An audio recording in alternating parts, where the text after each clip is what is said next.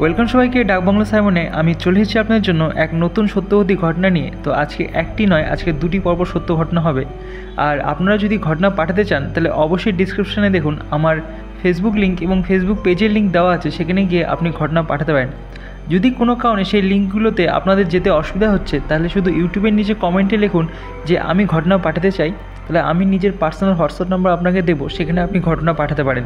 তাহলে বেশি না কথা বলে চলো আজকের ঘটনা শুরু করা যাক।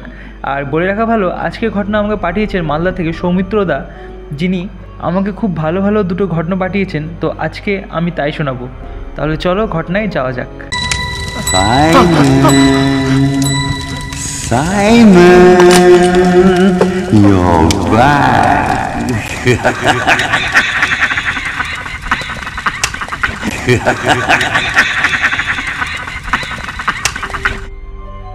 2012 সালে শীতকাল। জয়া নামের একটি মেয়ে তার দুই সন্তান ও স্বামীকে নিয়ে উত্তরবঙ্গের এক গ্রামে থাকতেন। গ্রামটি খুব নির্জন, চারপাশে মাঠ, বাঁশঝাড় আর দূরে একটি বিশাল নদী। গ্রামবাসীরা বিশ্বাস করত শীতের রাতে ওই নদীর পাড়ে নিশি নামের এক আত্মা ঘোরাফেরা করে। এই আত্মা নাকি রাতে মানুষের নাম ধরে ডাকে, আর যারা সাড়া দেওয়ার ভুল করে সে আর ফিরে আসে না। জয়া এগুলোতে কখনো বিশ্বাস করতো না, তবে তার শাশুড়ি বারবার সাবধান করত, মা রাতে বাইরে যাস না, নিশি ডাকলে ফিরার আর পথ নেই। ঘটনা শুরু হয় এক গভীর রাতে। জয়ার স্বামী শহরে কাজে গিয়েছিল আর বাচ্চারা ঘুমিয়েছিল। রাত প্রায় 2টা।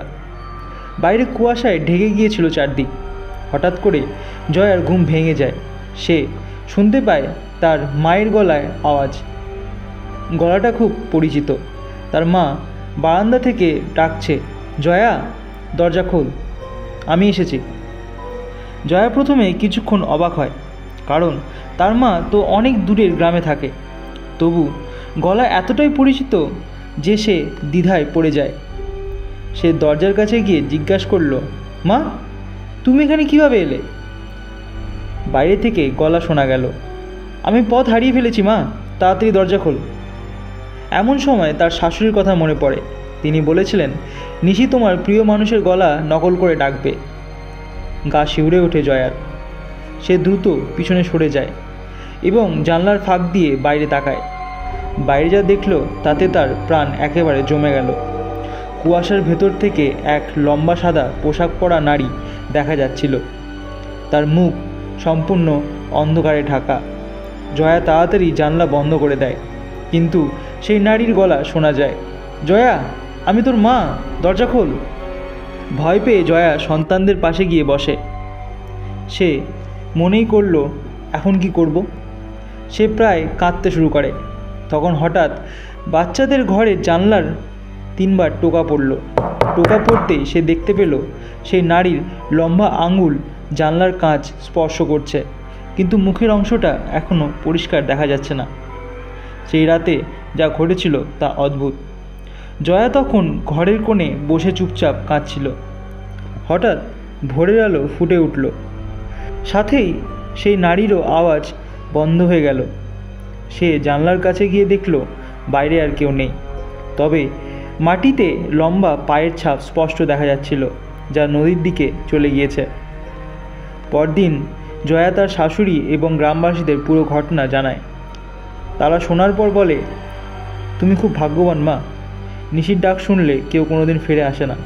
এরপর থেকে জয়া আর কোনোদিনও রাতে বাড়ি থেকে বের হয় না। তবে আজও সে মাঝে মধ্যে সেই পরিচিত কণ্ঠস্বর তার কানে বাজে, জয়া দরজা খোল। প্রথম সত্যবতী ঘটনা শেষ হলো, চলো দ্বিতীয় ঘটনায় যাওয়া যাক। রাত তখন প্রায় 2টা। গ্রামে তখন নীরবতা শাসন করছে।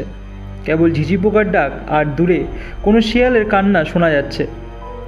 মাসুদের পরিবার মাত্র কয়েকদিন আগেই গ্রামের নতুন বাড়িতে উঠেছে।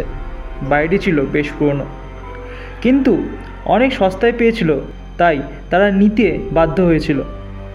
তবে গ্রামের কয়েকজন তাদের সতর্ক করেছিল, এই বাড়িতে কিছু একটা অস্বাভাবিক আছে।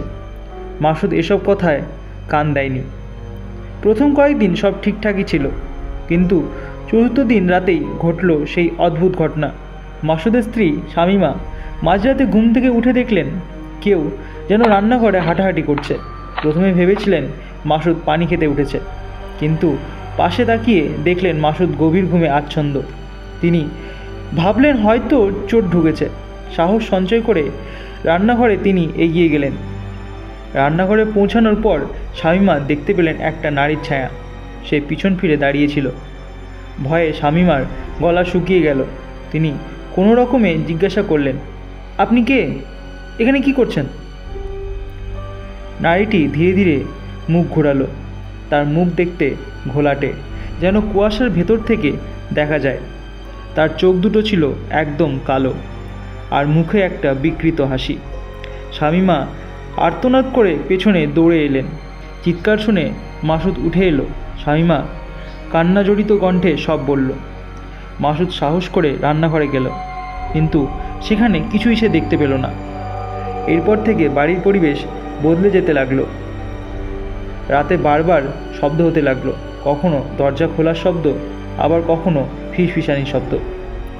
এক রাতে মাসুদ নিজেই দেখল সেই মহিলাকে।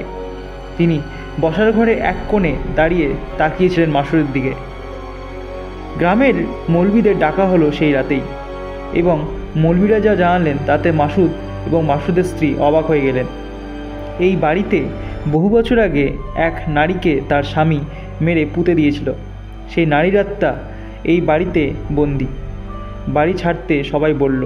মাসুদ ও তার পরিবার আর এক মুহূর্ত দেরি না করে বাড়ি ছেড়ে চলে গেলেন। আজও সেই বাড়ি খালি পড়ে আছে।